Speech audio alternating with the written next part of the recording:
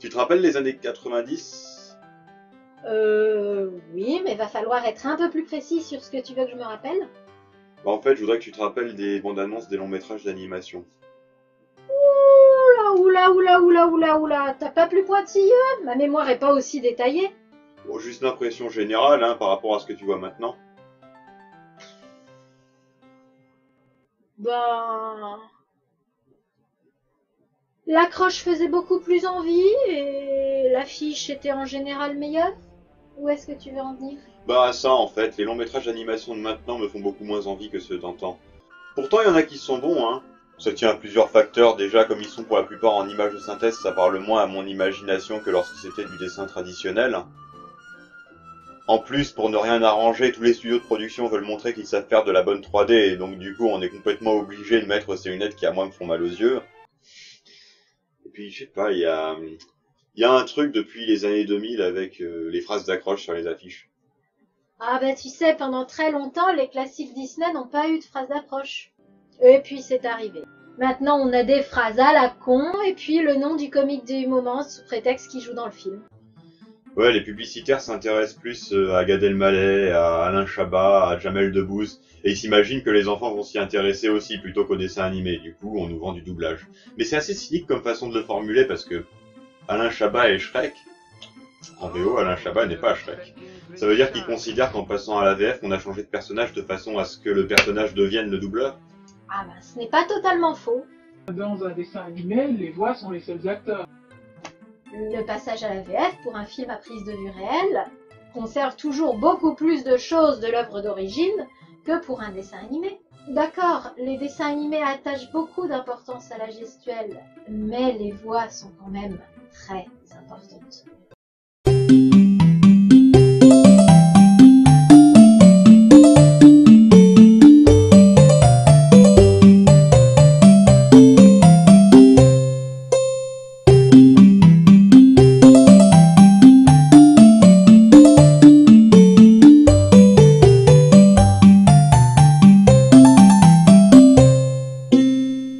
Dans quelques dessins animés, longs métrages ou séries,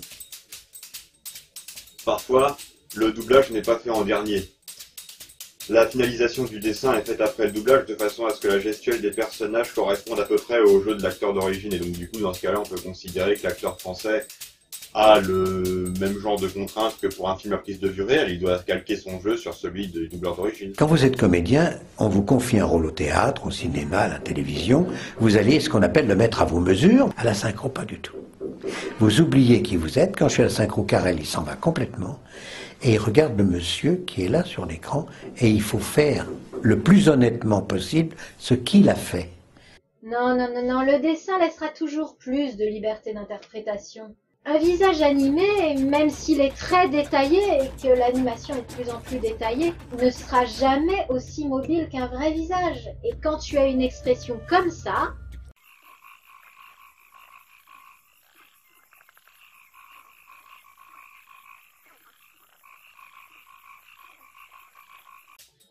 eh bien, tu peux l'interpréter comme ça.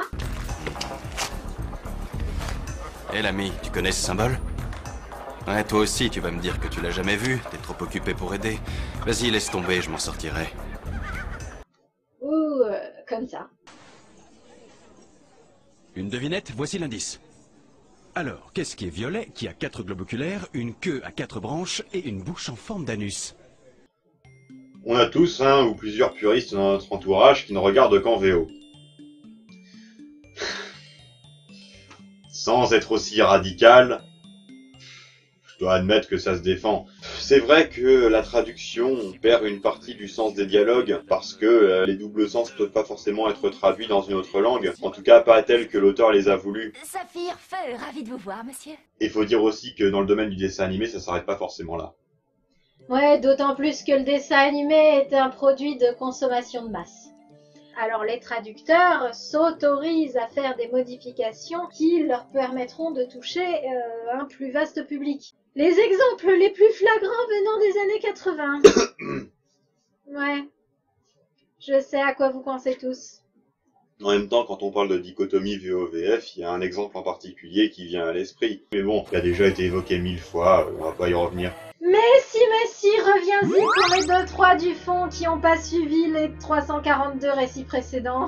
Bah, Ken le survivant, un exemple de ce que nous devons au Club Dorothée. Une série qui à la base avait été prévue par ses réalisateurs pour être diffusée à de jeunes adultes, et par ses diffuseurs à de jeunes enfants, puisque c'était dans le Club Dorothée. Et ça n'avait pas échappé aux doubleurs français, qui de toute façon à l'époque n'aimaient pas les animés japonais parce qu'ils véhiculaient, selon eux, des valeurs qui n'étaient pas celles du monde européen. Alors ils ont fait une pétition et exigé d'adapter les dialogues comme ils l'entendaient, sans quoi ils ne reprendraient pas le travail, et chose étonnante, ils ont obtenu gain de cause. D'où des choses comme ça. Je suis de ton avis. L'heure de la vengeance a effectivement sonné. La mienne. Et ça. Eh ben si lui fait des miracles, tu peux m'appeler Jean-Baptiste. Et puis évidemment il y a l'histoire de la rambarde. Julia, mais qu'est-ce que tu veux dire?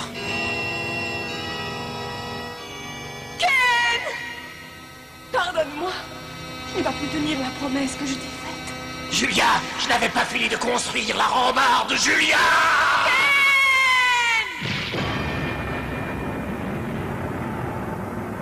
Mais ce n'est pas possible. Ah, amenez-moi cet architecte. Elle est morte par sa faute. Julia! A noter que l'animé en VO s'appelle Hokuto no Ken.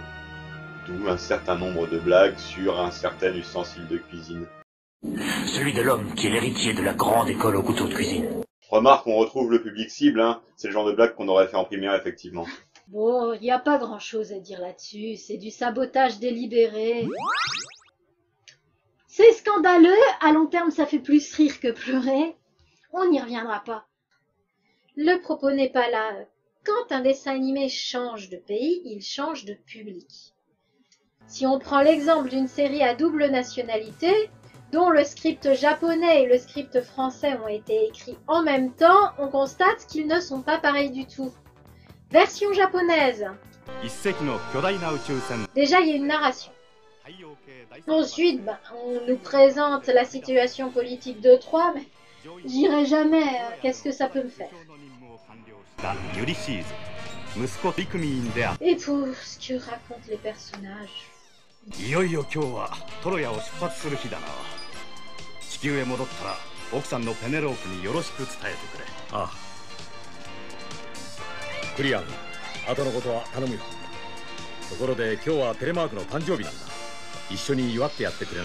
Bla bla bla bla, Priam, j'en ai rien à foutre. Allez vite, la VF.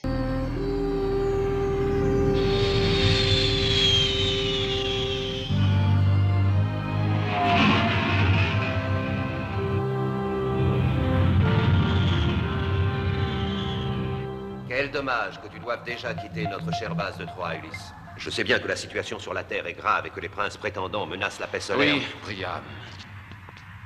Tu connais la loi. Si je ne suis pas de retour avant la prochaine comète, Pénélope, ma femme, sera obligée de choisir un nouvel époux parmi les prétendants. Je connais Pénélope, elle saura t'attendre. Mais avant ton départ, allons fêter Télémaque. Ça, c'est une scène d'exposition en bonne et due forme. Déjà, il n'y a pas de narration, tout est inséré dans le dialogue. Et le dialogue pose le problème principal de l'épisode, le seul qui nous intéresse, à savoir pourquoi Ulysse doit rentrer chez lui. Que demande le peuple? Puis cette autre scène aussi, là.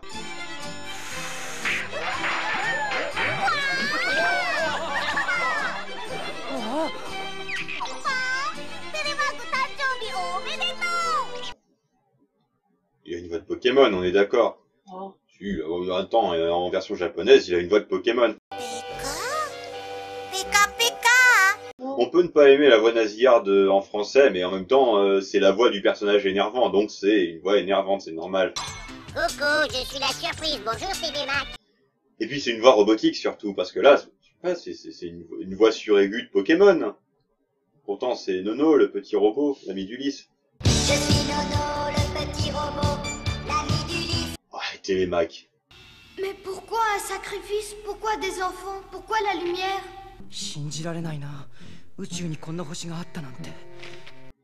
Disons seulement qu'il gagne un cerveau dans la VF.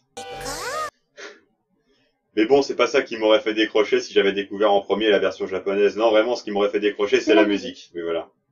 Bah oui, la musique d'Ulysse 31. Vous vous en souvenez tous. Elle était sombre, elle était oppressante, elle était angoissante. Télémaque, non, non, mon fils.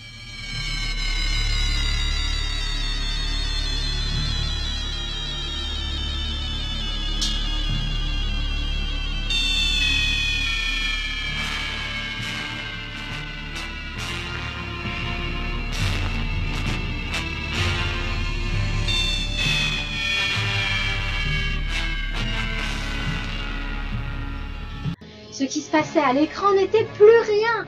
C'était cette musique qui nous maintenait scotchés devant l'écran. Reconnaissez que ça faisait partie d'une de vos plus grandes expériences télévisuelles de votre enfance. Sincèrement, est-ce que vous auriez autant frémi si à la place vous aviez eu ça?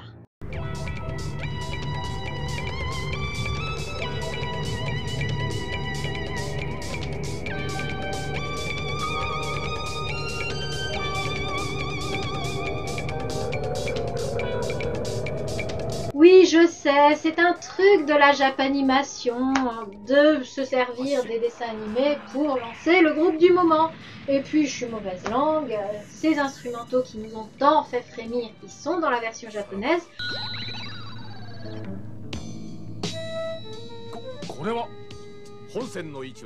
Mais pas au même endroit. Les endroits où elles sont dans la version française parlent beaucoup plus au français. Exemple flagrant, le moment dramatique de l'épisode, la mort du Cyclope. Version française.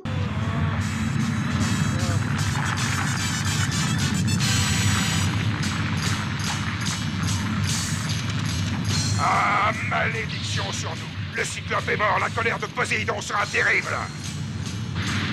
Et toi, humain, tu nous as pris le Cyclope, mais vous allez tous disparaître avec nous!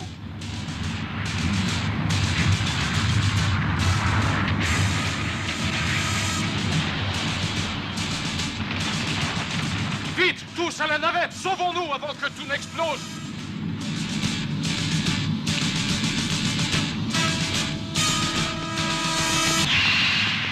Version japonaise.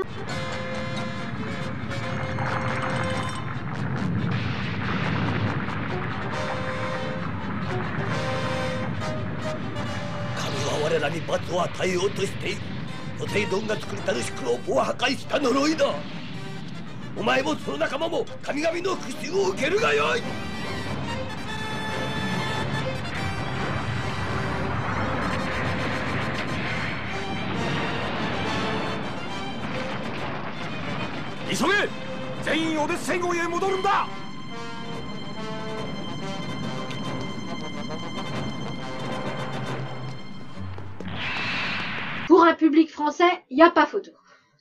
Et je suppose que pour un public japonais, il n'y a pas photo, mais dans l'autre sens. Là, c'est pas trop gênant parce que c'est une série à double nationalité, comme tu l'as dit, mais il faut savoir que ce genre de bricolage se fait aussi lors du passage d'une série qui, normalement, est purement japonaise à sa version, disons, plus occidentalisée. Et l'un des exemples les pires de ce point de vue-là, on va dire, c'est Digimon. Dont la BO, je devrais plutôt dire la BF, la bande française en tout cas, est constituée exclusivement de musiques qui ne sont pas dans la version originale et qui sont pour partie, je crois, reprises de Princess Sissi et des Power Rangers. Bon, je sais que je vais me faire détester pour ce que je vais dire et tout, parce que je connais les fans de Digimon, je sais ce qui est... Je connais le mainstream, bien sûr, mais moi j'aime bien la version française. Si, j'aime bien la version... Ouais, bon d'accord, ouais, c'est vrai, ça a complètement dénaturé l'état d'esprit de l'œuvre originale. Je suis sensible à ces questions de droit moral de l'auteur, et effectivement, ça n'a plus rien à voir, question ambiance sonore. Mais en même temps, dans le film que je regarde, j'aime bien aussi qu'il y ait une recherche d'ambiance avec différentes musiques pour différentes ambiances, et pas uniquement le boléro de Ravel pendant le combat de deux monstres qui s'affrontent jusqu'à leur mort. Le boléro de Ravel pendant le combat de deux monstres qui s'affrontent jusqu'à leur mort? Oui, je parle du premier film Digimon, celui qui a été diffusé un peu avant le premier épisode de la première saison au Japon. Bah, c'est effectivement un court-métrage où il y a deux monstres qui s'affrontent et qui meurent à la fin. Et en VO, bah, pendant tout le film, la seule musique qu'on a, c'est le boléro de Ravel, entrecoupé de quelques silences.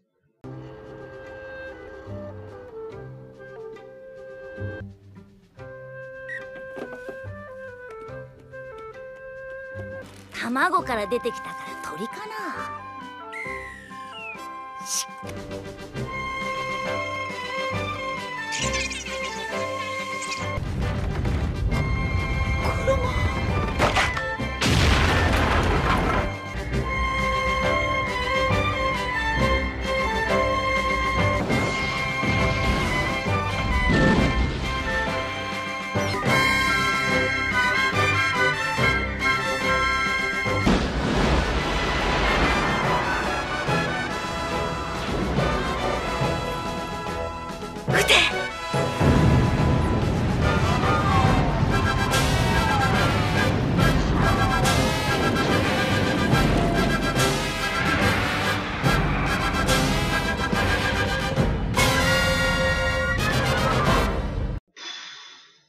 Je croyais qu'on n'osait plus faire ça depuis Turkish Star Wars de l'homme qui va sauver le monde.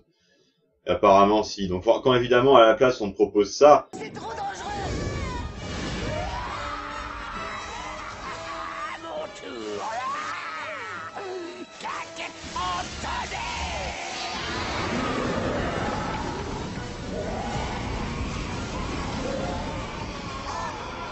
Même si je peux comprendre que c'est assez cheap de reprendre des musiques qui sont, c'est vrai, somme toute assez standards, j'aime bien.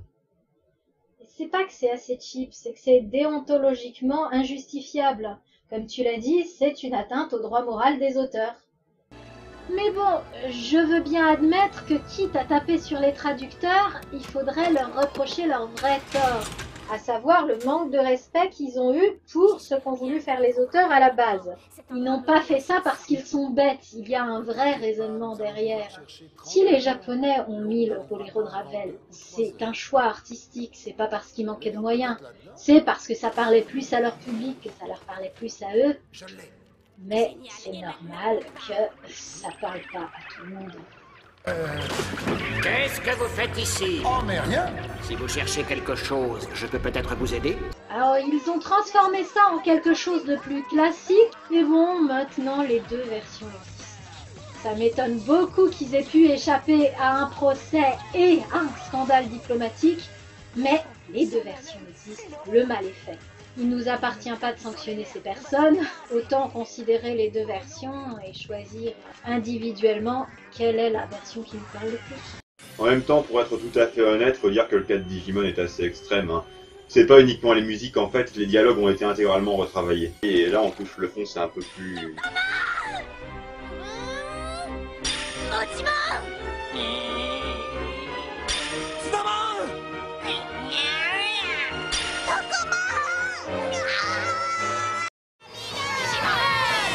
Ça ne servira à rien! Yokomon! N'y va pas! Motimon! Non, attends! Reviens, Tsunamon! N'y va pas! Moi je l'aimais bien cette scène en version originale. Bah, c'est plus simple, plus net, plus épuré. Maintenant, tu me diras, c'est uniquement des noms qui sont hurlés. Hein. Bon, je sais que les Japonais aiment bien faire ça, à dire des noms dans des scènes comme ça, avec un peu de suspense, ou des scènes où il y a plutôt du silence ambiant ou des choses comme ça. Mais franchement, imagine ça pendant tout un épisode de 20 minutes.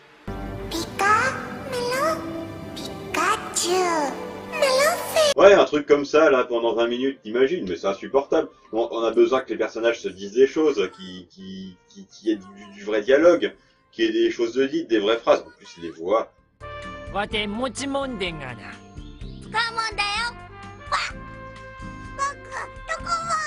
Même remarque pour Nono, en fait. Hein. Elles sont très bien, ces voix. C'est toutes les mêmes. Bon, là, d'accord, on a des enfants et des Digimon au stade d'entraînement et disciples. Il veut dire des Digimon bébés et jeunes enfants. Oui, cela donc. Mais si on prend des Digimon au stade champion... Il veut dire adultes. C'est-à-dire, en général, des robots géants, des dinosaures géants, ou des anges, pas géants, mais des anges quand même. Une voix comme ça...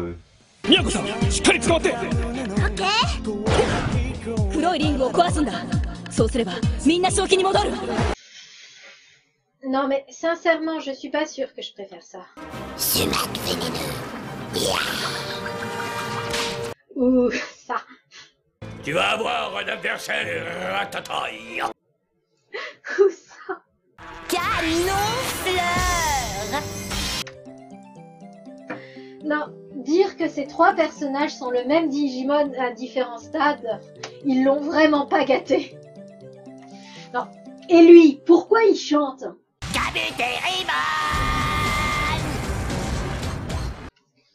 Et où ils ont été chercher ça? Flantramon, le feu du courage.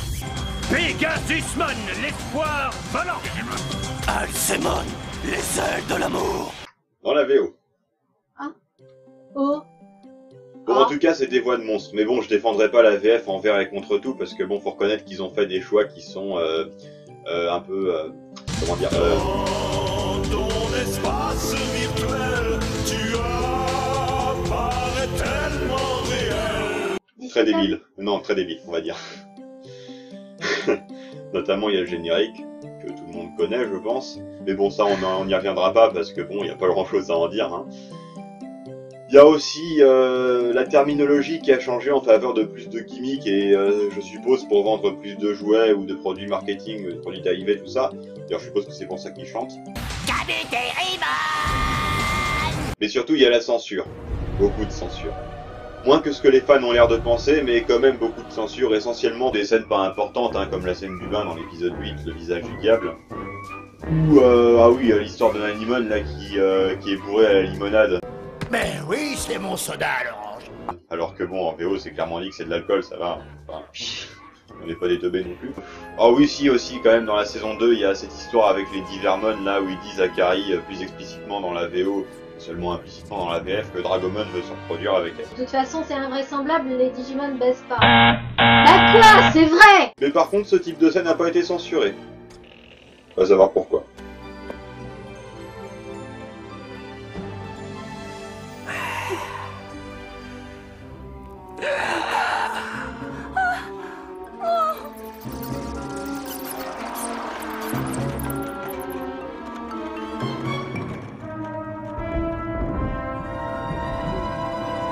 À la place de certains dialogues modifiés ou de certains silences, et pour la question du silence dans les animés japonais, je vous renvoie à l'exemple de Dragon Ball qui est assez éloquent. Eh ben, ils ont rajouté des blagues qui peuvent être très nulles. La forêt tropicale s'est asséchée, et certains endroits ont été inondés comme par des flots de chocolat. Assez drôle. C'est la vallée interdite du non-retour. Je me demande d'où ils sortent des noms pareils. Ah, moi je trouve ça très bien. C'est mieux que la vallée qui sent mauvais.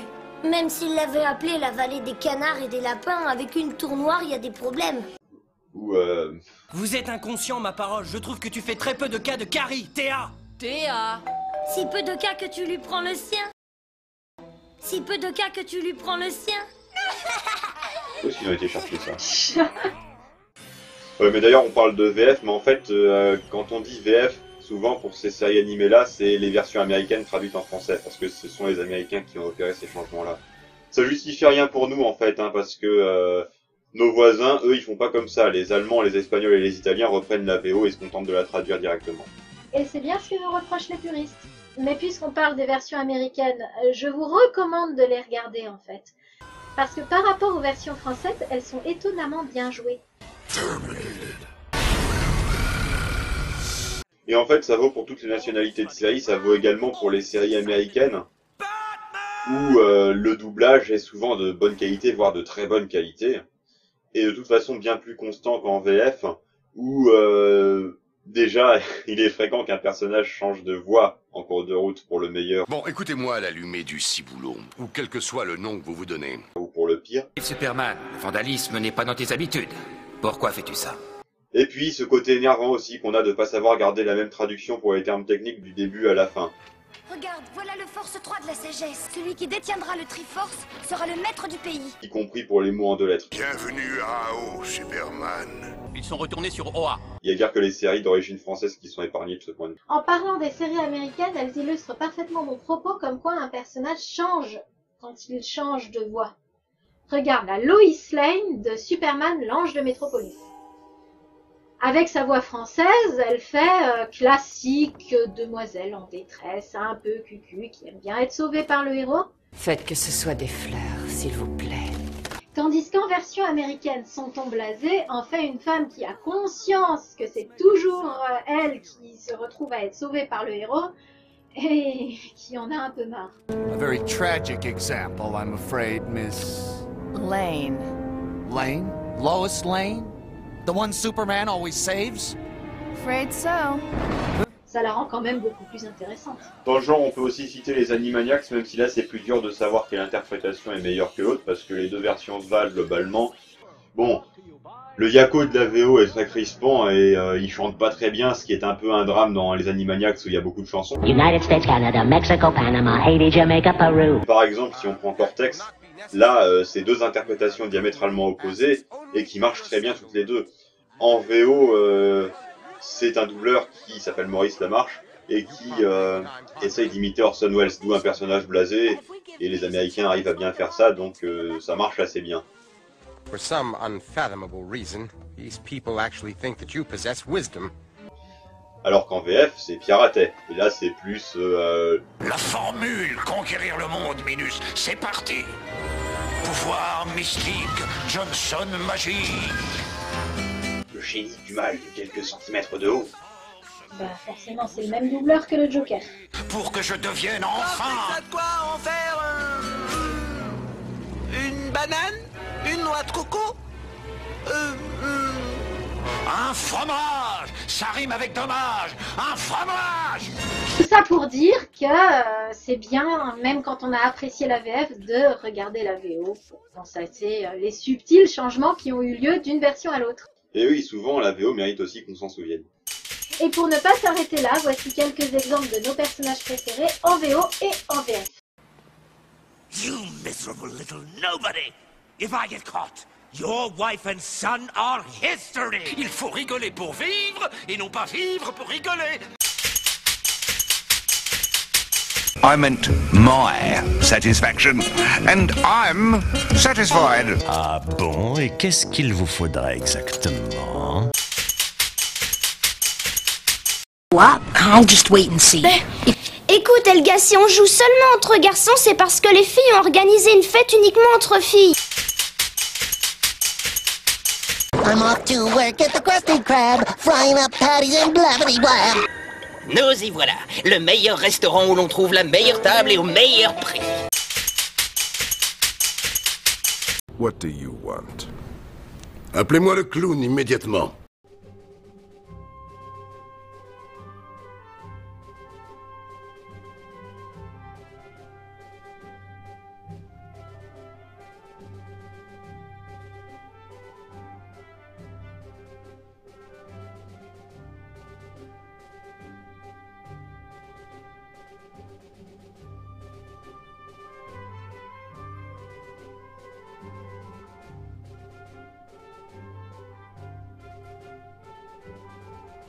D'ailleurs, tu te rappelles Digimon?